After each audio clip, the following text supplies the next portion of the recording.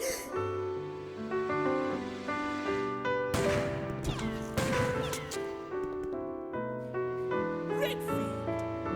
dare you interfere with my operation? What are you talking about?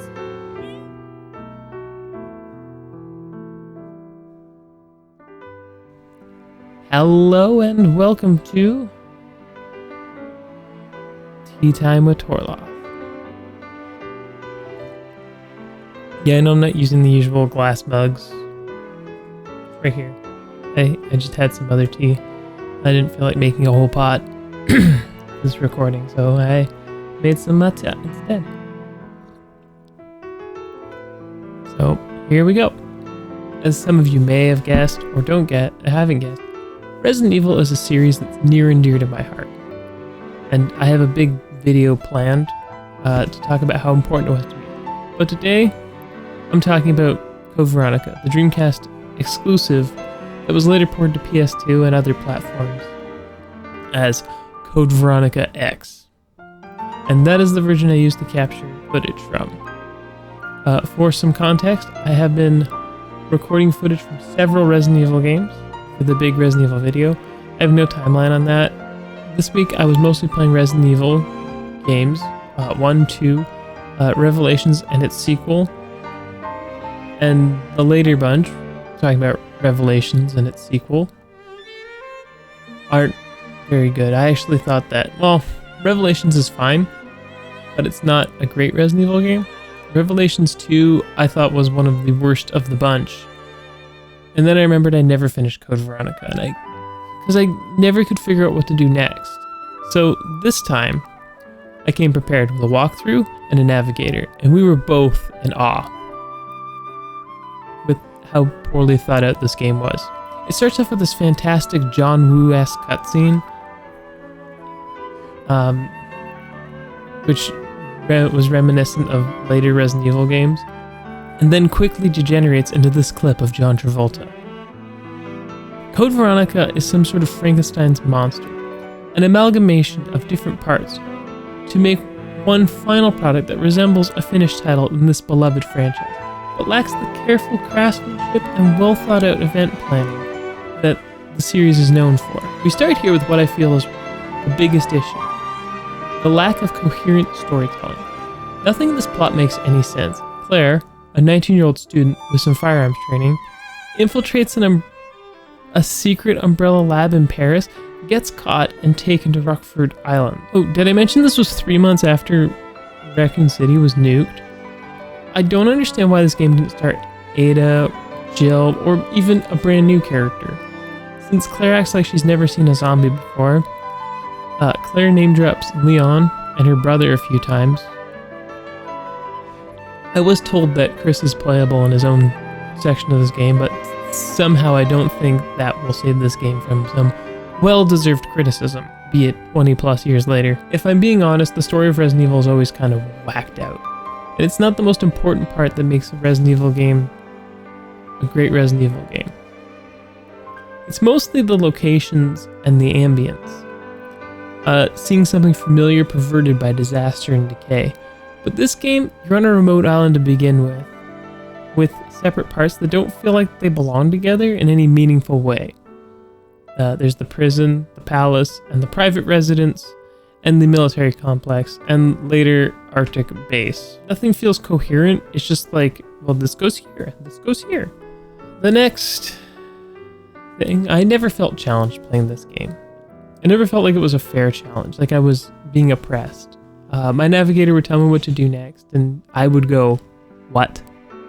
This game has a lot of backtracking. I mean, obscene amount of backtracking. At one point, you have to go all the way back to the first room in the prison, and you need to do this very late, otherwise you kind of screw yourself. This game was in development by another team, while Resident Evil 3 was in development. And people can say what they want about the PS1 game, but it was more enjoyable in the fact that it was a coherent story, and it pushed the player forward without requiring heinous amounts of backtracking. It did have optional backtracking though. Code Veronica shows it wasn't made by the same team though. The scenarios aren't clever or engaging. When you backtrack through an area you find 5 or so zombies waiting for you in a hallway that was empty before. It feels cheap. Like, if it was a hallway full of corpses and they got up, it's like I'd expect it. But when it's completely empty and there's no, like, corpses lying around, it's just cheap. I did, however, expect the Stretch Armstrong monsters, the Hunter replacement. I don't know what they're actually called, doesn't matter. I did expect them to jump out and try and halt my progress. You know, you get late game, and instead of seeing zombies, you see the harder enemies. This happened in Resident Evil 1, where you'd kill zombies in an area, they don't respawn, and hunters would show up after you've been out to the guest house. The next thing that's kind of awful is the cast. Outside of Claire, you have Steve and Alfred Ashford, the antagonist of this plot. And these characters aren't great. Like Alfred trying to stop you from leaving the island because you attacked his island, you let yourself get caught. And I'm not even going to go into his deep-seated obsession with his sister to the point where he cross-dresses and pretends to be her, because that could actually be an interesting storyline, but it's not done well here, and the reveal is just stupid. Then we have Steve, who keeps trying to steal kisses or sexually advance on Claire, and comes off as a big creeper. The voice acting is pretty bad for everyone, except for Claire. She has bad lines, but her delivery is okay, it's fine. Especially for the era. But Steve. Oh my god, I almost want to grab a clip from Evangelion where Shinji's in the mech and he's screaming at his father.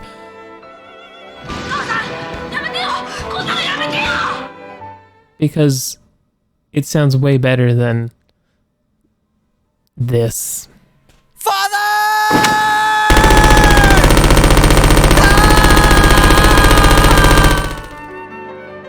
Okay.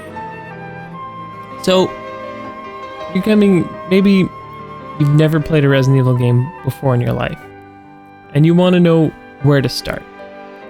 I don't recommend Code Veronica at all. You don't need to play it. I didn't play it for 20 plus years, and I was happier for it.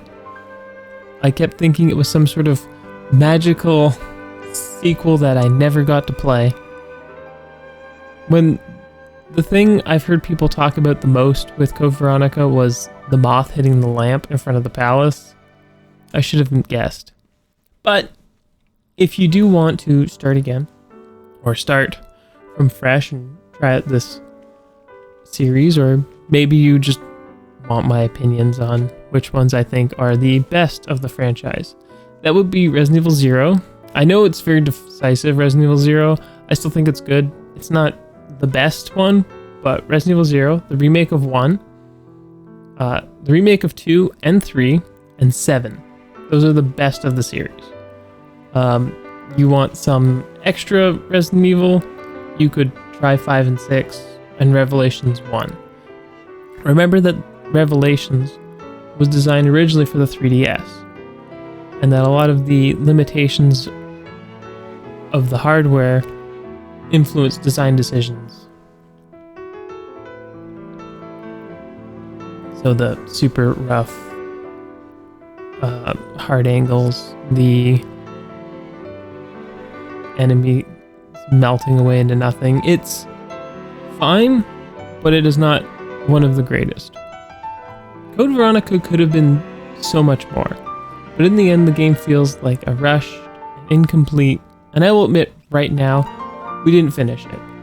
We got to the Arctic base, tooled around for a bit, and then said, that's enough.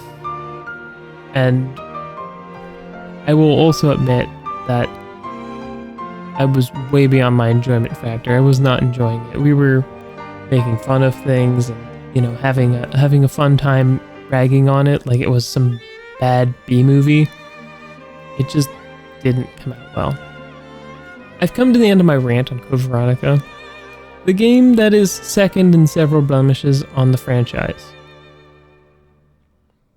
that I adore. And to be honest, for the most part, I will play this rumored Resident Evil 4 remake when it comes, but Looking back on it, and being honest with myself, Resident Evil 4 is a fine game. I don't think it's a good Resident Evil game, though. It plays more like a third-person shooter of the time, and with a creepy atmosphere. It's not bad, but it also was the start of some of my least favorite Resident Evil. Resident Evil 5 with Chris and his boulder punching, and Resident Evil 6 with its 3-segmented story. 6 isn't terrible. 2/3 of it are decent, and the Chris campaign is probably the worst one. We're not talking about other Resident Evil right now. We were talking about Code Veronica. So, if you have good memories of older Resident Evil games or some of the spin-offs that you liked, sound off in the comments. Or tweet at me. I'm always up for some fun tweeting. I might not get back to you right away, but I love me some Twitter. It is a little bitter. Just like my review is bitter. I don't want people to think that I hate this game. I just see the lost potential and I'm just like, oh, it'd be pretty cool to see a reimagining with all the stuff that was missing. But I don't think that's ever going to happen. If they're going to remake Resident Evil 4, they're going to forget about Code Veronica since it's not numbered. But anyway, Sunday, maybe I'll play some Streets of Rage 4. It showed up on Game Pass today and I was like, okay. My brother and I are down to play it. Or maybe something else on Sunday. I don't know. I gotta edit this, and I hope everyone enjoyed their time with this ridiculous video about a 20-plus-year-old game and me being butthurt about it. And until next time, matane!